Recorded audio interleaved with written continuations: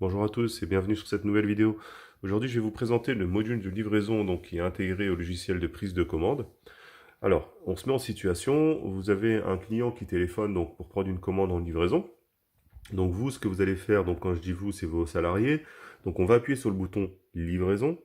Donc première donnée d'entrée qu'on va demander au client, c'est quel est votre numéro de téléphone. Alors ici, je prends le 06 99 99 99 99. D'accord? C'est juste pour la démo.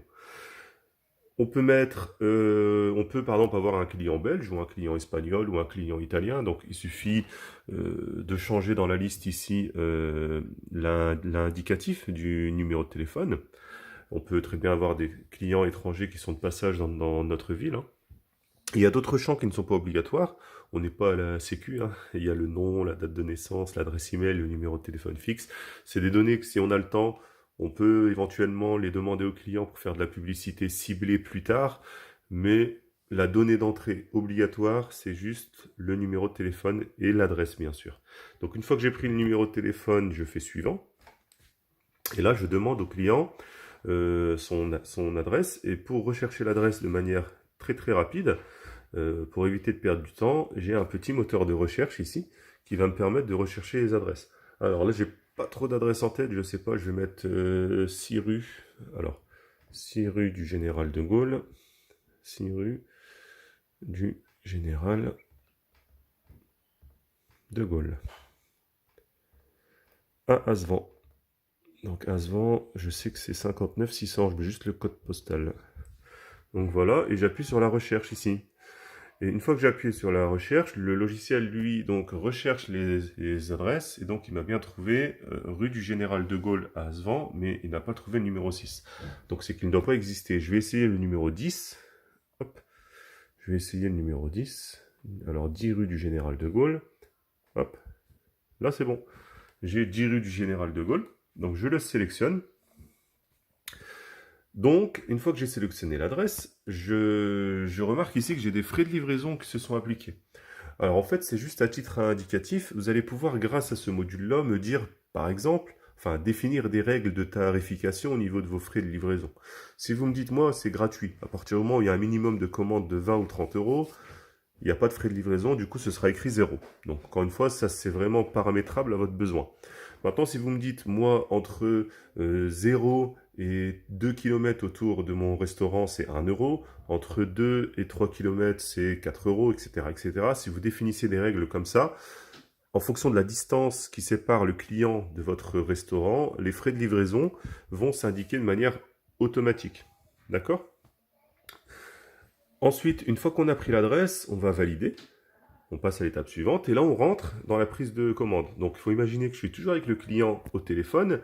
Donc il va me dicter ce qu'il veut, hein. Je vais lui prendre un tacos. Je prends un tacos, voilà, une viande avec des suppléments, une sauce et en menu. On peut remarquer que dans le panier, quand je suis en livraison, dans le panier, j'ai systématiquement, s'il y a des frais de livraison, bien sûr, l'article, entre guillemets, frais de livraison qui s'est ajouté automatiquement au panier. Si on était sur des frais de livraison offerts, bien sûr, on n'aurait pas cet article-là. Donc, une fois que j'ai finalisé, pris tous les articles, toute la commande du client, je fais finaliser. Je lui demande comment il souhaite régler. Ça, c'est une donnée très importante parce que ça va permettre ensuite au livreur, si on sait que ce client-là va régler par carte, ça va permettre au livreur de ne pas oublier le terminal de paiement. D'accord? Je demande au client au téléphone s'il veut être livré au plus tôt ou s'il a une date, s'il souhaite par exemple, s'il a téléphoné à 18h et s'il veut être livré à 21h, je peux préciser ici. Donc là, on va dire que le client va être livré au plus vite. Donc voilà. Qu'est-ce qui s'est passé? Il s'est passé deux choses. La première chose, c'est que j'ai un reçu qui est sorti, c'est le reçu client. D'accord? C'est le reçu client avec son numéro de commande. On retrouve aussi les articles, les différents articles qu'il a pris. On voit ici que c'est un paiement par CB, que c'est de la livraison. On retrouve son numéro de téléphone, son adresse et un QR code. Alors, à quoi sert ce QR code ici en dessous? En fait, le livreur va pouvoir scanner avec son téléphone le QR code, juste scanner le QR code et ça aura pour effet de ouvrir directement le GPS. Le livreur aura juste appuyé sur le bouton démarrer de son téléphone, il n'a pas d'adresse à rentrer, il n'a pas de, je veux dire, rien à rechercher, donc c'est du gain de temps. Grâce à ce QR code, on gagne vraiment du temps. Le livreur il scanne, il appuie sur démarrer, c'est tout, et ça l'emmène chez le client. D'accord?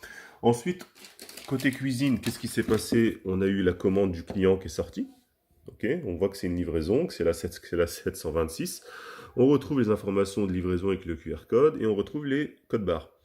Au niveau de la télévision qui est affichée en salle, on voit que la commande 726 est bien en préparation, d'accord, et qu'elle est en livraison. Son statut étant, c'est une commande en livraison. Une fois que la commande est prête, on va scanner donc la commande, on va scanner le code barre commande prête, ici.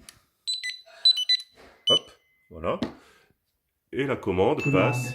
726, prête. La commande est annoncée prête. Du coup, on peut imaginer... Alors, vous allez me dire, le client, il n'est pas en salle, il est chez lui, il attend sa commande. Donc, à quoi bon l'annoncer à la télévision?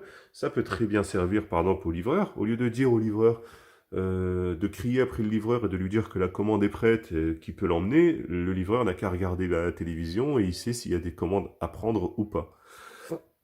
Donc, voilà pour le module de livraison. Je vous dis à bientôt pour une prochaine vidéo.